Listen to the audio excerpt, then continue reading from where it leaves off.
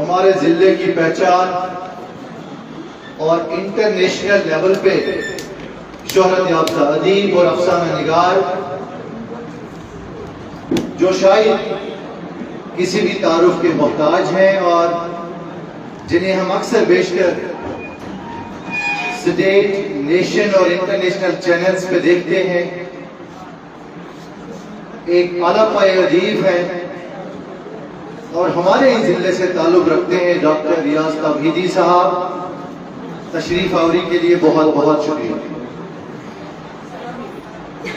اس کے ساتھ ڈرتا ہے زمانے کی ہواؤں سے بلا کیوں، ڈرتا ہے زمانے کی ہواؤں سے بلا کیوں، انصاف تیرے ساتھ ہے آواز اٹھا لے.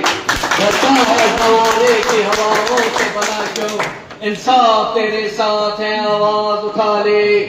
ٹوٹے ہیں اگر کشتی کے پتوار تو کیا غم، ٹوٹے ہیں اگر کشتی کے پتوار تو کیا غم.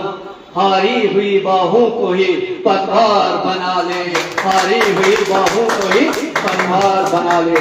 اب رہا سوال، بے شک میں اس زمانے میں یہاں پر اس ادارے کا طالب علم تھا جب مرحوم علی محمد شہباز صاحب یہاں پر انچارج پرنسپل اور استاد تھے. اور اس زمانے میں بابا صاحب کی جہاں تک بات ہے، ان کے کلام میں ان کے کلام کا جو سب سے بڑا امتیاز ہے، اس میں ہم گریٹ امیجنیٹو کریٹیوٹی دیکھتے ہیں. یعنی ان کے کلام میں جو سب سے بڑا اہم اور کامیاب عنصر ہے وہ ہے ان کا اعلیٰ تخیل.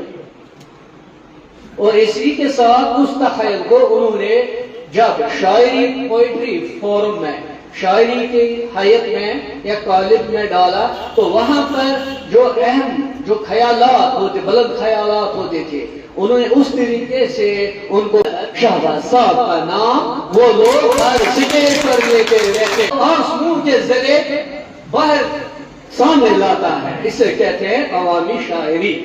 اسے کہتے ہیں کہ شہباز صاحب خاص لوگوں میں بھی مشہور تھے، مقبول تھے، اور عام لوگوں میں بھی اپنی قابلیت کی وجہ سے، اپنے ٹیلنٹ کی وجہ سے. دوسرا اہم پہلو جو ہے تخلیقی نوعیت کا جو ہے کلام شہباز میں، مولانا حسرت موہانی ایک بہت بڑے اردو کے شاعر گزرے ہیں.